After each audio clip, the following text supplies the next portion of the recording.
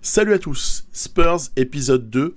Ouais, ça faisait quelques temps, mais là je vous propose la suite. Vous allez voir, on pourra peut-être enchaîner un petit peu plus vite les vidéos avec un petit sommaire là, voilà, qui est sous nos yeux.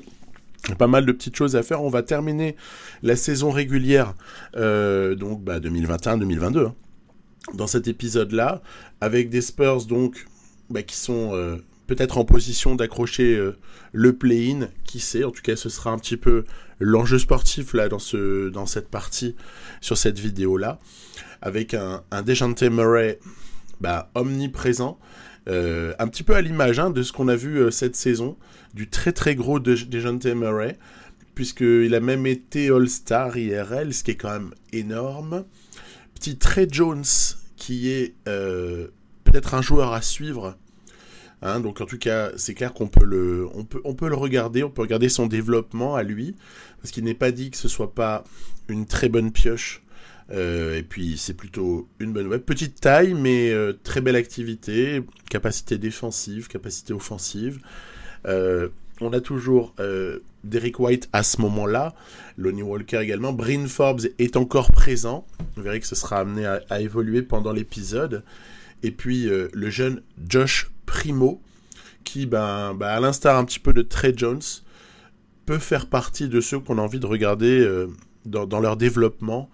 Un jeune joueur, c'était évidemment le pick 2021 des Spurs, en 12e position, avec un potentiel qui s'annonce, regardez, peut-être un tout petit peu en dessous de 82, c'est déjà de quoi faire un très bon joueur, que ce genre de perspective, s'il n'y a pas de blessure évidemment, puisque ça impacterait le développement du gars.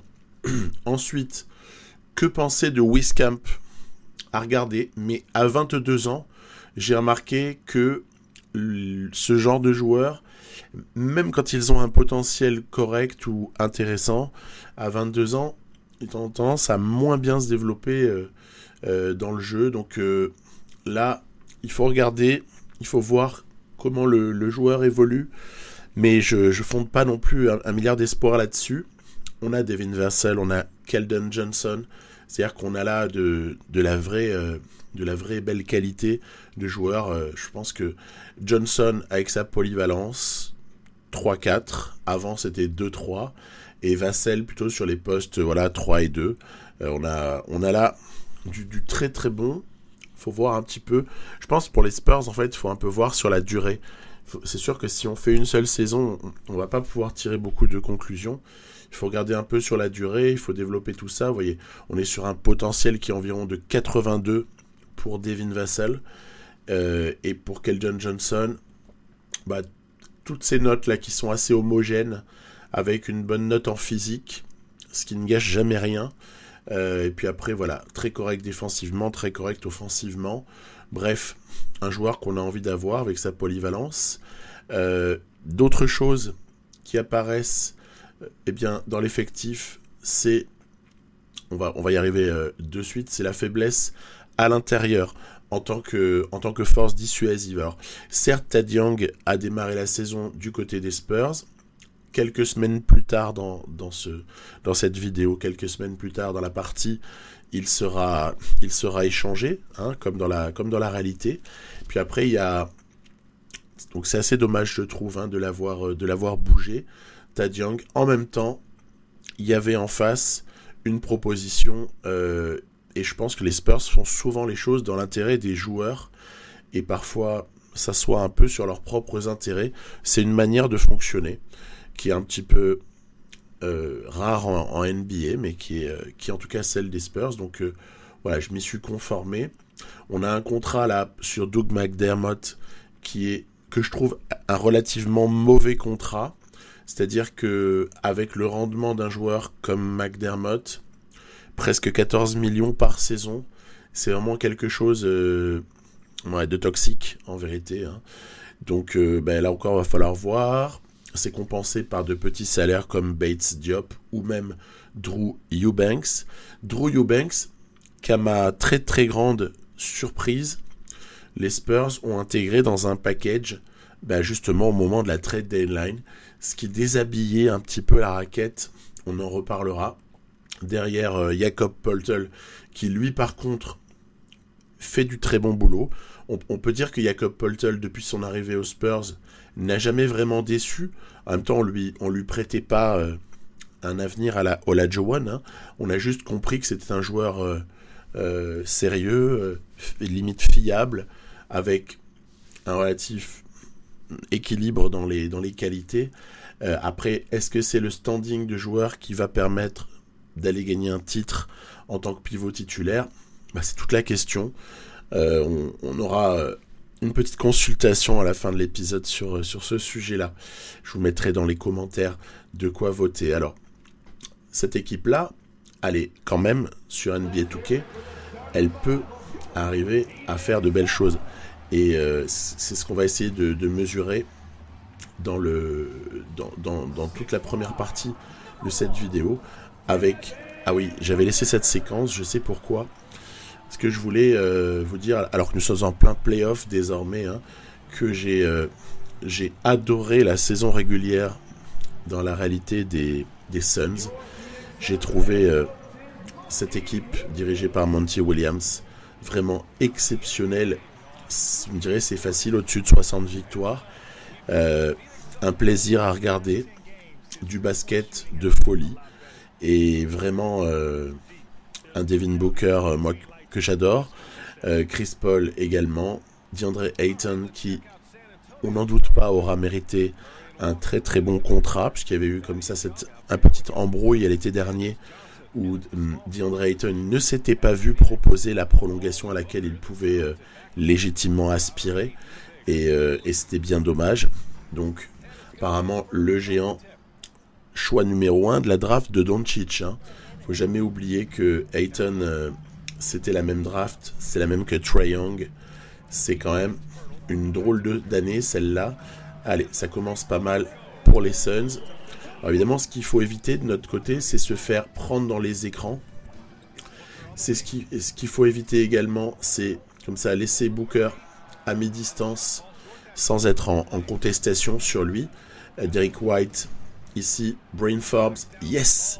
Après, on a peu de shooters à 3 points, ça qui était intéressant dans cet effectif de début de saison 2021-2022.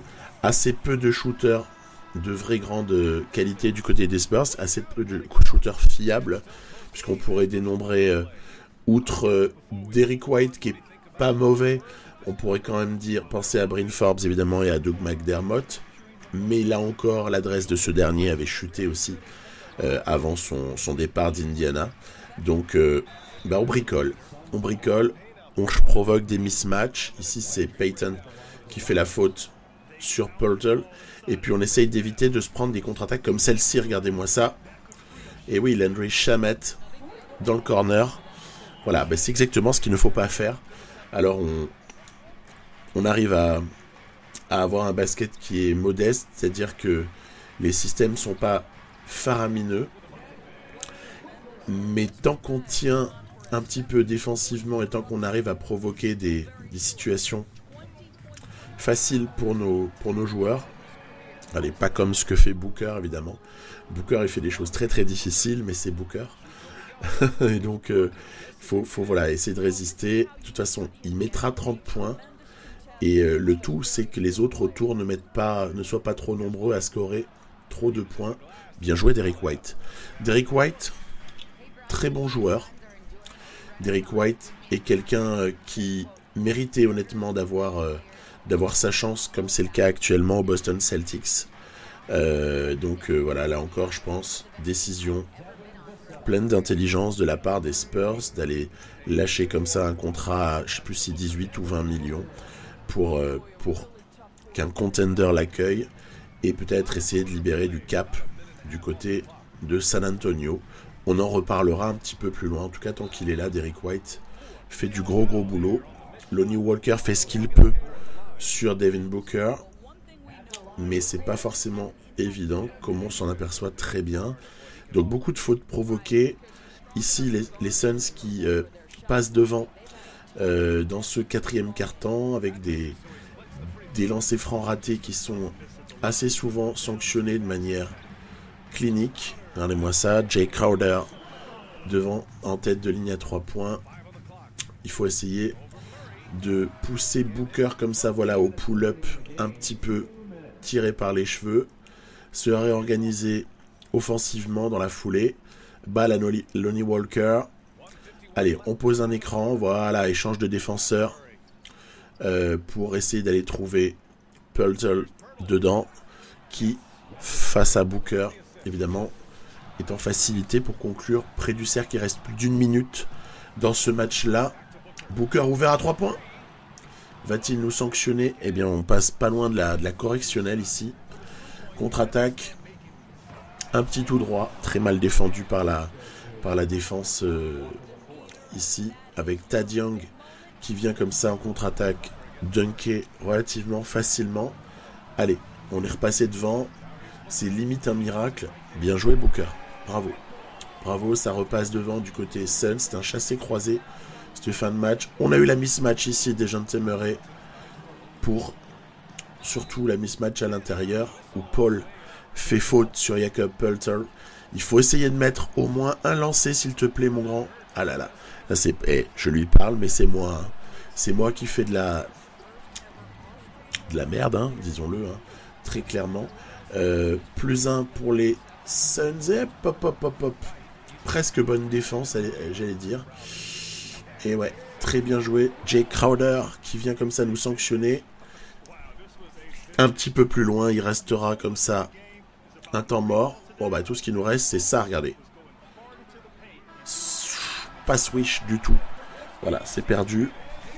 On a mal géré cette fin de match. Est-ce que c'est vraiment grave de pas battre les Suns? Non, c'est pas grave du tout. Mais par contre, la manière est un petit peu plus gênante, puisqu'en fait, on l'avait quasiment en main, ce match. Adresse catastrophique à 3 points, on a l'habitude parfois. Et puis, inefficacité offensive par séquence, bonne défense en face, attaque létale, du gros Devin Booker.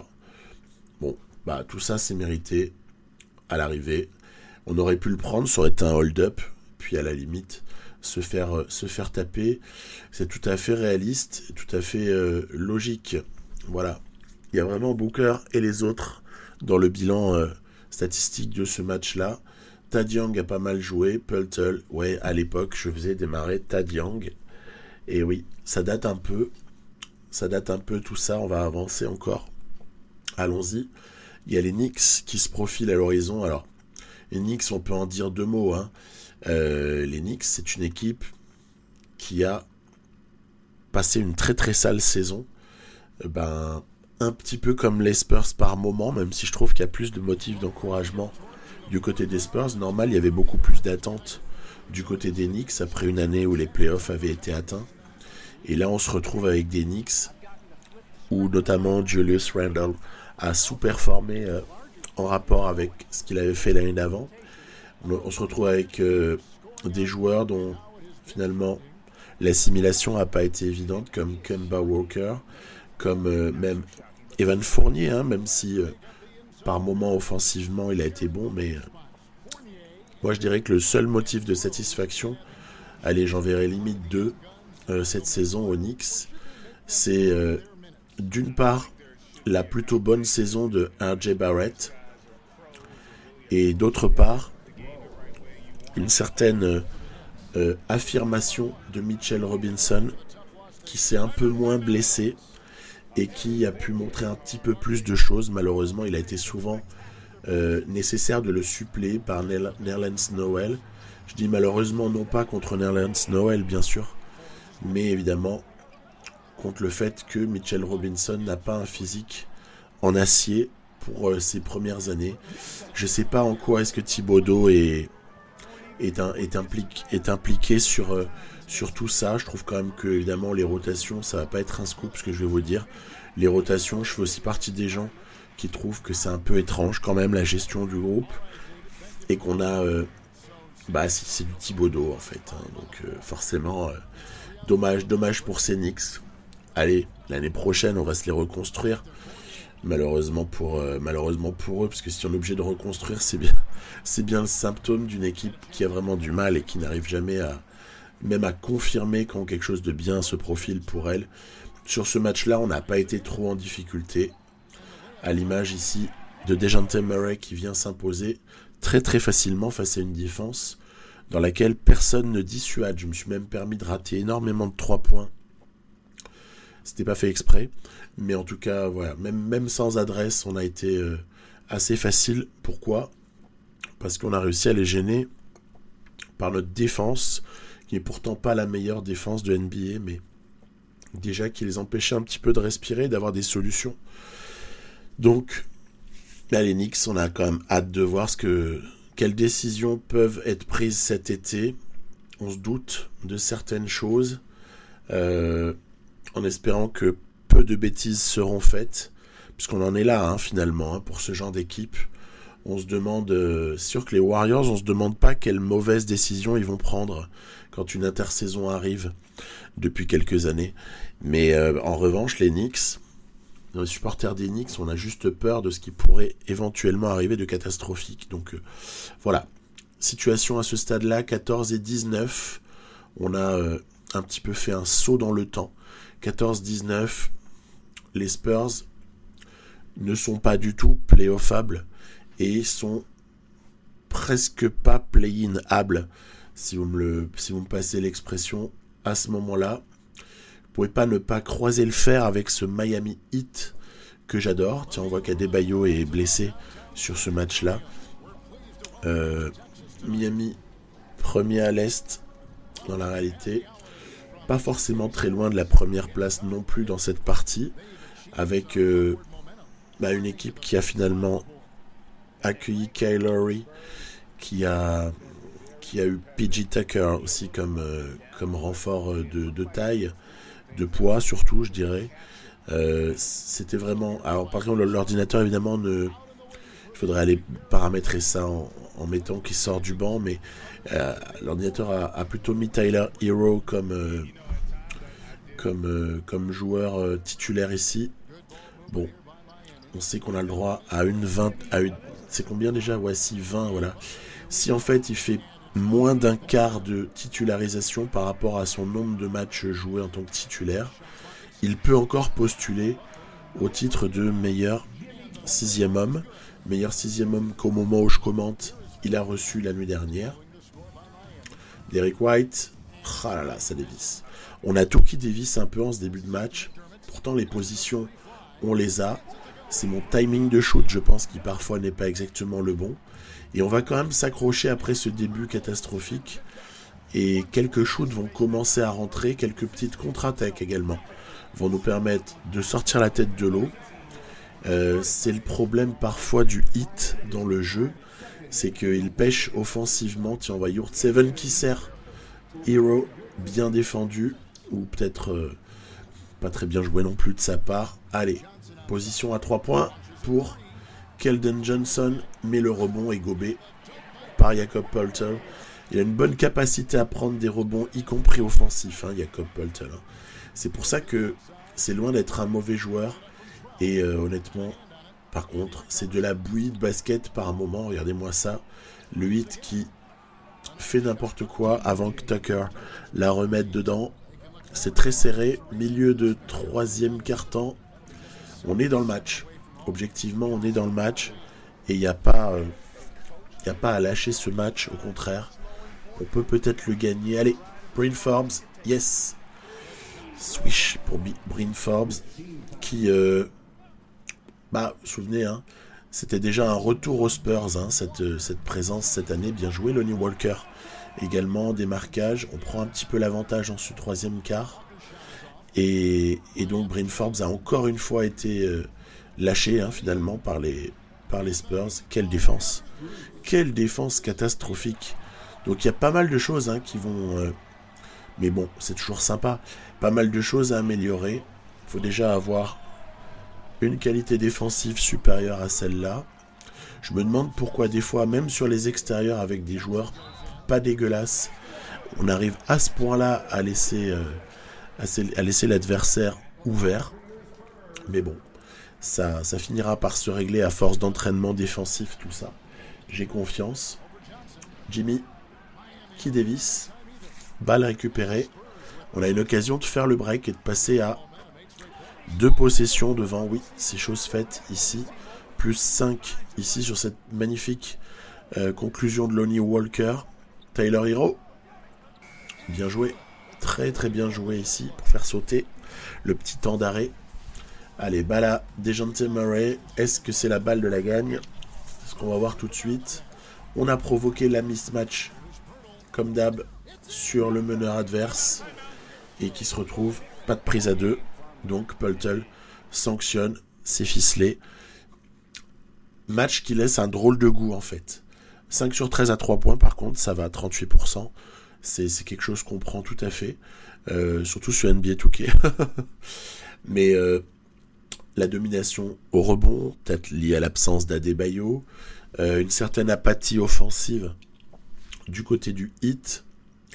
Je dirais aussi un manque d'imagination de leur part. Quelques mauvais pourcentages, comme celui de Tyler Hero, par exemple, ou celui de Gabe Vincent. Bon, voilà, ce qui permet d'exister sur ce match-là. On est sur un bilan qui ne nous met pas très loin du play-in à ce moment-là. Donc, c'est pas quelque chose de catastrophique encore. 16 et 20, c'est pas dégueu, surtout qu'on a une bonne entente équipe. Un petit peu plus tard, quelques défaites viennent alourdir ce bilan. On est déjà au mois de janvier, la trade deadline se rapproche. Défaite face aux Sixers, il n'y a pas lieu de s'en plaindre, surtout qu'on a une mauvaise séquence là aussi. Il y a les Nets, on s'est pris Raptors, Celtics, Sixers, Nets. Allez, il faut vite se refaire contre les Knicks et peut-être contre les Rockets. Et à ce moment-là, je décide peut-être de changer un petit peu ma rotation pour donner un petit peu plus de temps à ce jeune Trey Jones. Peut-être essayer de me dire tant pis, perdu pour perdu, et puis si les choses commencent à mal tourner, alors il faut absolument donner les petites 9 à 12 minutes pour chacun de nos jeunes projets. À voir ici, Primo ne récupère rien, mais cela va venir dans un mois, il va avoir du temps de jeu jusqu'à la fin de saison. Le rookie, de toute façon, ne proteste pas dans le jeu s'il n'a pas de temps de jeu la première année. En revanche, à partir de la saison 2, il faut faire super gaffe à nourrir en minutes. Comme d'hab, on connaît tout ça. Le choix, ouais, on refait un petit peu... on refait une petite adaptation par rapport à ce qu'on avait choisi. Coach Popovic. Allez, on continue. Knicks, victoire. Voilà. On est le 10 janvier, la trade deadline et tous ces réajustements, parfois malheureux en l'occurrence. On va pouvoir en dire un mot, va arriver par là. Victoire sur les Rockets, là aussi j'ai envie de dire, ok, oui, normal. Normal ou quasi normal. Défaite face aux Cavs, que je contrôle aussi dans la partie. C'est la partie de Raptors et Cavs, celle-ci. Oh là là, l'éclatante victoire face aux Clippers. Celle-ci, elle nous pose des questions. Qu'est-ce qui s'est passé? Du gros Murray, du gros Vassell. Bon, ok. Très très bien. Journée portes ouvertes pour la défense des Clips. Défaite face aux Suns. C'est tout à fait logique. Ok, ici, ça se gagne normalement. Mais la petite Vosh-bombe, à ce moment-là, c'est qu'en fait, est intervenu un trade déjà avant la deadline. C'était celui de Forbes. Donc, Bryn Forbes. Alors, il est impossible à monter comme dans la réalité, puisque dans la réalité, les équipes peuvent avoir plus de 15 joueurs pendant 2 jours, et ensuite, elles coupent, ou alors elles recyclent en two-way contract. Enfin, il y a des petites magouilles qui peuvent se faire dans la réalité, qui font que moi, je ne peux pas faire le même. Un bol en fait, a été... dans un premier temps envoyé aux Celtics, etc., sur cet échange, avec l'arrivée de Juancho Hernan Gomez du côté des Spurs. Mais surtout, la seule chose qu'il faut retenir, je crois, au final, sur ce trade-là, c'est Bryn Forbes recruté par les Nuggets. Bon, de toute façon, il n'y avait pas grand-chose à faire pour la saison des Nuggets, mais ils ont essayé de sauver quelques petits trucs comme ça en prenant un shooter. Et récupération d'un deuxième tour de draft pour les Spurs. Voilà un petit peu à quoi ça se limite. Du coup, il y a une restructuration derrière des minutes qui permet de donner à Josh Primo un peu de temps de jeu. Ça par contre c'est l'excellente nouvelle, donc on pourrait se dire Spurs qui libère de la place pour Primo, c'est pas idiot, on l'a vu cette saison faire des apparitions. On a vu que ce joueur était probablement capable de faire certaines choses et c'est pas un projet décourageant du tout. Primo, allez, on continue. De nouveau il y a un enchaînement. Tiens, il y a une victoire qui est prise sur les Nets. Les Nets, à ce moment-là, les Nets de James Harden, encore. Victoire. On va voir. Tiens, Millsap est encore du côté des Nets. Oui, le trade n'a pas encore eu lieu. Voilà, on va se retrouver finalement avec une victoire. J'étais rentré en jeu sur la toute fin, envie de voir un petit peu s'il y avait moyen de conserver cette victoire avec un gros Thad Young. Alors ça c'est vraiment mon regret principal, c'est d'avoir vu Thad Young partir. Même si encore une fois il a fait un bien immense aux Toronto Raptors. Mais il a été peu utilisé dans la série contre les Sixers, mais globalement sur cette dernière partie de saison, Young aux Raptors, c'était pas forcément une mauvaise pioche. Puis surtout, il fallait se débarrasser de Dragic de leur côté. Donc voilà, c'est comme ça. Victoire, ça enchaîne des victoires ici à ce moment-là. On revient pas loin de l'équilibre. Puis on se retrouve avec, encore une fois, une très jolie perf. Cette fois-ci, c'est Keldon Johnson qui a mis presque 40 points pour cette victoire face aux Rockets. Victoire enchaînée, ça en fait 5 de suite. Qu'est-ce qui nous arrive face aux Grizzlies? Vous voyez qu'en fait, on est limite en train de revenir à 50%.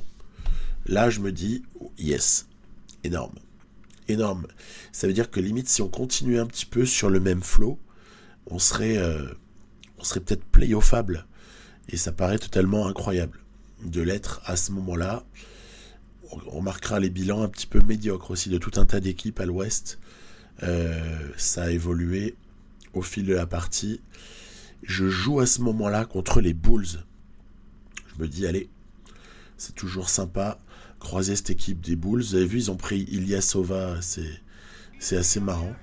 Ils ont pas mal de blessés eux aussi, les pauvres. Il n'y a pas de DeRozan sur ce match-là, c'est dommage d'ailleurs.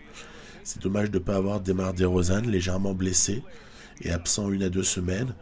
Donc voilà, ça continue.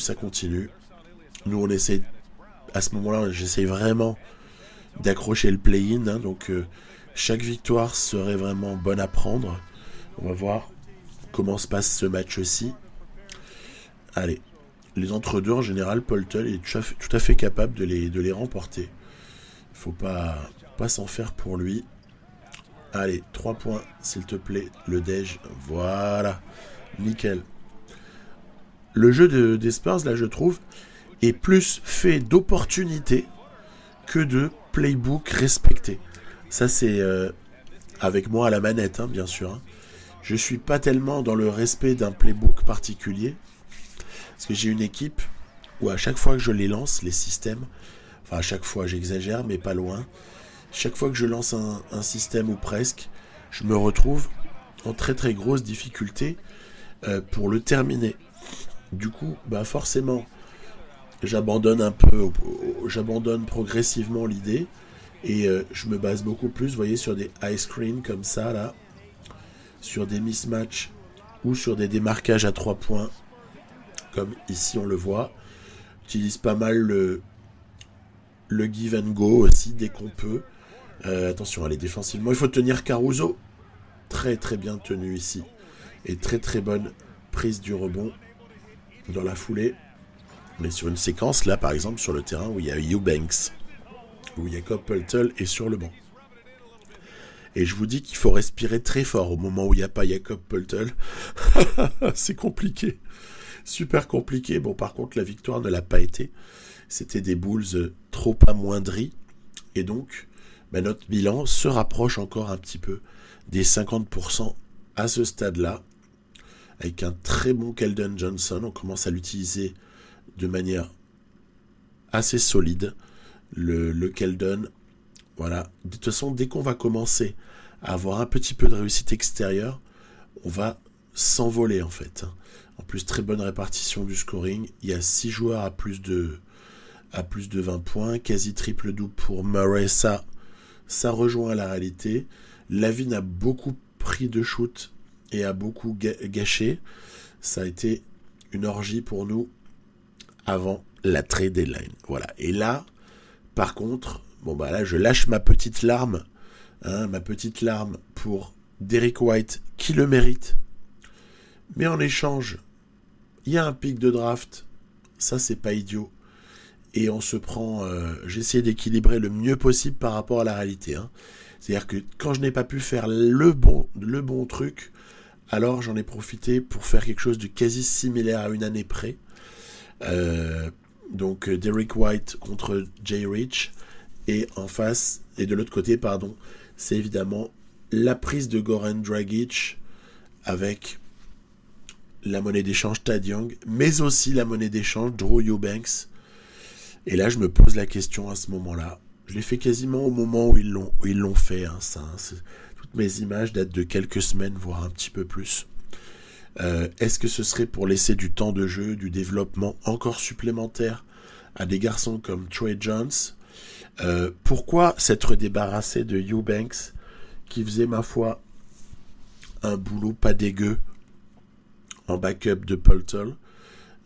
Primo, ça on a déjà évoqué, voilà, la nécessité de développer Primo, donc de développer Jones, et puis après la question peut se poser sur Zach Collins, parce que moi je me suis dit en 4 ans on va manquer de gens à l'intérieur. Tu fais partir Thad Young, tu fais partir Eubanks, en plus tu prends Dragic en échange que tu coupes, mais bon, c'est pas un intérieur de toute façon Dragic. Qu'est-ce qui se passe? Quel est le projet? Du coup, j'ai essayé de m'adapter un peu à mon grand regret, je le redis, promis, c'est la dernière fois, mais je n'étais pas très très heureux de ces trades à la fin. Et je me suis dit, ok, ils vont sûrement jouer avec Zach Collins en fait, dedans, puisque finalement, on avait déjà vu à Portland Collins pouvant jouer un rôle, mais c'était quand même par bribes, un rôle d'intérieur. C'est plus un 4 quand même, Collins à Collins, mais bon. Voilà, on essaie de s'adapter. Bates Diop, c'est un peu petit. Là encore, Landale, j'ai pas eu des masses de confiance. Je le trouve quand même un peu trop loin du niveau pour pouvoir aspirer à mieux. Voilà, donc on a élaboré cette petite rotation pour essayer de terminer la saison sans toutes ces pièces qui sont parties. Et on va voir un petit peu ce que ça va donner. Moi, j'ai repris la partie, du coup, sur un nouveau commencé maintenant. Je le précise, le bilan va pas être le même que celui qu'on avait réussi à atteindre. On pourrait dire dommage d'un côté, mais on peut aussi se dire, ouais, réaliste. Comme ça, on se remet mieux en situation d'après trade deadline. Puis si on arrive à choper le play-in, tant mieux. Et puis sinon, c'est pas grave du tout, parce qu'au final, dans cette année 2021-2022, les Spurs, de toute façon, ça allait pas jouer le titre. Donc, quelque part, ça me dérange pas de m'arnaquer, de m'auto-arnaquer, en fait, en perdant ce bilan quasi équilibré qui était le nôtre, au profit d'un bilan très déséquilibré, qui est celui, maintenant, de ces Spurs, 21 et 35. On va essayer quand même de racler quelque chose en partant de loin. Et toutefois, vous savez ce qui m'a fait accepter mieux l'idée? Déjà, je voulais qu'en fait tous les trades soient assez ficelés et que tous les gens soient au bon endroit avec les bons contrats. J'avais pas envie de me taper 2 heures d'édition et souvent des trades en plus difficiles à modéliser parce que, comme je vous disais tout à l'heure, les règles dans NBA 2K sont pas celles du CBA exactement. Donc, nécessité, tant pis, de trancher. Recherche d'efficacité, on passe à ce qui est le plus rapide, même si on se floue, on se vole un peu soi-même, je préférais ça. Et puis en plus, je me suis dit, attends, les Spurs, s'ils font ça, c'est qu'ils n'attendent strictement rien de cette saison. Les dirigeants, je parle front office, etc. Si tu attends quelque chose de cette saison, tu gardes Thad Young, tu l'impliques, tu laisses pas partir Bryn Forbes, shooter, et surtout, tu gardes Derrick White, qui est un excellent élément pour équilibrer un petit peu l'activité des gens de Temeray. Donc, voilà, je me suis dit, c'est donc du développement, ça s'apparente quasiment à du tanking. Alors à ce moment-là, assumons-le, et pour une fois, jouons en tentative de réalisme avec cette équipe-là. Le jeune Kobe White va commencer très très fort le match d'après. On se retrouve avec une petite avance, mais regardez, ça tricote ici, swish également. Kobe White les fait revenir. Nous, est-ce qu'on a du shoot externe? Bah regardez, oui, un petit peu par l'intermédiaire de McDermott. Derrière, ouais, on subit un petit peu le physique de Derrick Jones. Ici, c'est une faute de Collins. C'est pour ça que je voulais montrer, en fait. C'est pour commencer un petit peu à développer l'idée selon laquelle poste 5 pour Zach Collins. Ouais, bof. Hein. Je suis pas fan, même si on sait que la NBA actuelle a tendance à faciliter ce genre de choses. DeMar DeRozan fait du DeRozan. C'est sûr, c'est pas la même balade de santé que le match précédent face aux Bulls. Hein. Ça, c'est sûr qu'on voit bien la différence. Allez, Keldon Johnson ici sur le pick and fade. C'est parti. Et toujours de la bonne défense à l'intérieur. C'était Bates Diop ici en l'occurrence qui avait dissuadé. On retrouve... Ah, il y avait une possibilité de passe là sur la course de Murray, mais il y a également une possibilité de shoot, puisque toute l'intelligence... Alors là, pour le coup, je trouve que c'est quelque chose qui est génial dans le jeu, mais ça, je l'avais déjà dit, hein, mais... Oh, le dunk. Oh, le dunk.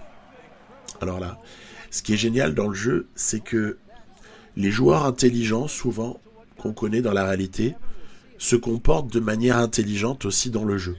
Ça, je trouve ça assez agréable. Bien joué Keldon Johnson sur l'écran de Collins. On va peut-être prendre ce match-là. Hein.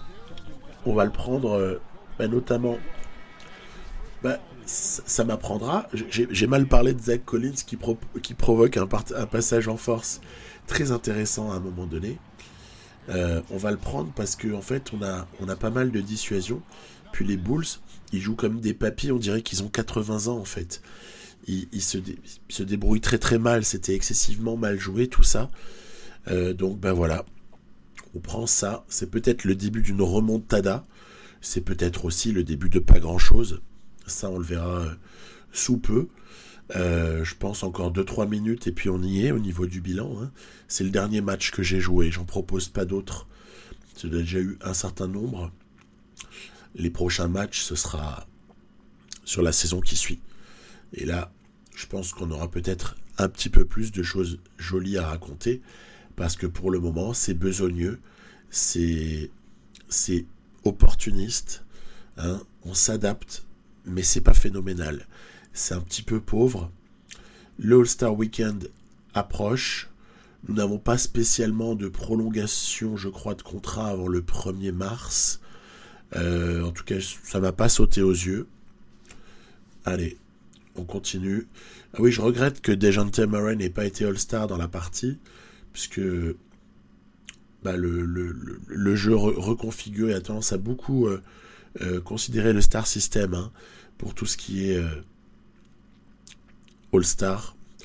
Ils s'en fichent que le mec soit pas dans une bonne saison et que d'autres méritent plus, d'autres jeunes un peu moins cotés. Tendance quand même à toujours faire bénéficier aux stars ou aux All-Stars déjà existants de leur statut. Allez, ça continue. Lakers. Alors, Lakers, c'est amusant parce que ça va être le contraire de ce qu'on a connu dans la réalité. C'est-à-dire qu'ils ont dégringolé de manière incroyable depuis le mois de janvier. Évidemment, tout ça est totalement lié à la blessure d'Anthony Davis ou à sa quasi-indisponibilité permanente, puisque je pense qu'il a dû rater à peu près 90% des matchs depuis février. LeBron James a fait tout ce qu'il a pu, mais ça n'a pas suffi. Et vous allez voir que les Lakers vont se frayer un petit passage, alors qu'on avait démarré limite comme eux. Vous voyez, c'est très serré à ce moment-là. 31-34, ils sont presque à l'équilibre, hein, les Lakers. Ils sont 9e, nous on est 11e. Ça veut dire que pour l'instant, on n'est pas invité au play-in. Les Pels aussi tentent une petite remontada. Est-ce que ça va fonctionner? En tout cas, nous, on perd trop de matchs significatifs. Contre les Pacers, il fallait pas perdre, quoi. C'est pas possible. Il fallait pas non plus perdre, voilà, contre Minnesota. Même si cette équipe-là, par contre, est plus en meilleure posture dans la saison. Oui, bon, ok, battre OKC, c'est limite logique. Les Pelicans, qui ont été d'ailleurs les bourreaux, hein, IRL des Spurs en play-in, hein. Magnifique équipe des Pelicans en fin de saison, hein. Somptueux, hein. Y compris leur premier tour face aux Suns, hein. Je les ai trouvés vraiment, vraiment super bons, avec des bons jeunes aussi, avec un bon McCollum. Tiens, quand on parle McCollum, donc on bat son ancienne équipe, on perd face à son ancienne équipe des Blazers. On retrouve les Pels, cette fois-ci on perd, bon bah je crois que c'est ficelé. On risque de pas y aller, hein. On risque de pas y aller, il y a encore 8 matchs. Oh bah tiens, si en plus on perd même face aux Rockets, terminé, c'est du tanking. Tanking sur les derniers matchs. Donc on n'aura pas réussi à se frayer un passage vers le play-in. Bon, c'est un petit peu dû à mon changement de bilan en cours de route, mais en même temps, quand je reprends le truc mi-février, toutes les équipes ont leur vrai bilan, hein, donc il y avait moyen quand même de remonter, hein. Ce qui était peut-être dur à anticiper, c'était que les Lakers vont faire une super fin de saison, donc à l'inverse de la réalité, et puis que d'autres équipes vont se maintenir assez correctement, ce qui fait qu'il y a aucune place pour ces Spurs-là. Gros impact pour moi dans le jeu également pour une chose, c'est l'incapacité à prendre des rebonds. Ça, c'est très important. Vous avez une équipe qui est un peu juste physiquement et qui en plus n'est pas peut-être très bonne au niveau du rebond. Il vous faut des sacrées qualités par ailleurs pour pas sombrer. Et je crois que ça aurait été le cas pour nous, par exemple, là dans la partie, le trade de Eubanks a été déterminant. Ça paraît complètement dingue de dire un truc pareil, mais ça a été catastrophique. Suns, Grizz, Warriors. Tiens, les Mavericks sont sous-performés par rapport à la réalité. On se retrouve avec un play-in où les Lakers sont invités. Voilà, c'est la seule petite différence avec notre situation. Denver aussi, hein, qui est beaucoup tombé. Enfin, il y a quand même comme ça, même sur 3 mois de simulation, il y a quand même de grosses différences avec la réalité. Voilà. Jojo MVP. Ça, autant que je le sache, ça n'a pas encore été officialisé. Mais je voterai pour lui si c'était à moi qu'on demandait les choses. Tout en ne détestant pas Jokic, bien sûr. Au contraire. Evan Mobley, Rookie of the Year. Eh ben tiens, ça a viré vers Scottie Barnes, finalement IRL, incroyable. Le 6e homme, Hero, tout va bien. Là, on est bien raccord. Le DP of the Year, c'est sûr que pour nommer Marcus Smart, le jeu va avoir un mal immense. Parce que c'est quasiment toujours pour Antetokounmpo, j'ai trouvé ces dernières années. Anthony Simons sur le MIP, je pense qu'il y avait un autre choix qui s'imposait. Et par contre, sur le coach de l'année, on est raccord. Donc voilà, j'ai déjà commencé à vous montrer un épisode de Raptors. Je vous ai également montré... Enfin non, je tease par rapport à tous ces playoffs qui seront vus dans un épisode Cavs. Et vous voyez, avec du play-in intéressant à l'ouest, Denver, incroyable, Sacramento, et Lakers, Clippers, rien que ça. Ça, ce sera la prochaine vidéo de cette partie que je proposerai bientôt. Mais avant, il y a un truc important à faire. Donc, très belle saison de Murray, c'est bon, ça va, j'arrête de le dire, parce que c'est tout, c'est indubitable, il n'y a même pas besoin d'en reparler. malgré une adresse à 3 points un petit peu en dessous de la moyenne NBA. Donc le garçon fait une pure saison. Keldon Johnson n'a pas déçu. Tout va bien. Devin Vassell, honnêtement, fait une très belle saison également. 15 points, honnêtement, avec des pourcentages plutôt corrects. Poeltl au-dessus de 10 et 10 en moyenne, avec quasiment 2 contres par match. J'appelle ça une jolie saison pour Jakob Poeltl. Et ensuite, je mentionnerai Lonnie Walker, évidemment, qui n'a pas été dégueu. Et puis après, on regarde de près Jones, Primo, en se disant qu'ils sont une partie de notre avenir à ce moment-là. Donc, que faire dès lors ? Se projeter vers l'avenir. Parce qu'il y aura une suite à tout ça. Et c'est là que je vais vous faire voter dans 2 secondes. Parce que on va se poser à nous la question, il y aura pas mal de cap space dispo à l'été du côté des Spurs. Alors, évidemment, il y a un pic de draft qui peut être haut si la loterie est généreuse avec ces Spurs. Mais les Spurs sont pas en pole position non plus pour avoir le top 3, vous voyez. Donc, par là même, j'ai commencé un peu à enquêter. J'ai regardé qu'est-ce qu'on pouvait trouver comme joueur intéressant au poste 5 qui puisse venir nous renforcer. Et j'ai sorti cette shortlist-là. Nurkic est une option. Miles Turner, qui doit partir d'Indiana, est une option. Mo Bamba pourrait être une option. Sinon, on a également Mitchell Robinson qui peut être approché. Il est en fin de contrat, Mitchell Robinson. On a Youssouf Nurkic aussi qui est en fin de contrat. En fait, là-dedans, le seul pour lequel il faudrait monter un trade, c'est Turner. Mais c'est relativement facile à aller chercher. Je le sais, je l'ai simulé. Donc, pour tester la faisabilité avant de proposer. Tout ce que je propose est faisable. Donc, vous avez là des profils qui ne sont pas les mêmes. Sur Miles Turner, voire même sur Mo Bamba, on est sur de l'intérieur qui dissuade et qui peut s'écarter. Nurkic, un petit peu moins, un petit peu plus pâteau, moins jeune également. On est sur un joueur qui a peut-être moins d'avenir, mais qui a peut-être plus de garantie au présent à voir. Et puis sur Mitchell Robinson, on est sur le protecteur de cercle et poseur d'écran et voilà, le rim runner, comme on dit. À voir. Tout est dans nos cordes, on a du cap space. Je vous laisse voter. Donc, entre ces 4-là, je mettrai un post sous ma vidéo, je mettrai un commentaire, et vous êtes invités chaleureusement à voter sous ce commentaire-là pour l'un de ces 4 hommes. Après, si ça vous fait plaisir, vous avez le droit de m'en proposer un 5e. Mais déjà, je pense que le choix là est quand même déjà assez intéressant. Puis peut-être tout n'est pas faisable non plus. C'est pour ça que j'ai restreint à ces hommes-là. Je cherchais un certain type de joueur. Voilà. Je vous dis à très vite. On va pas trop tarder à envoyer la suite. Bye bye.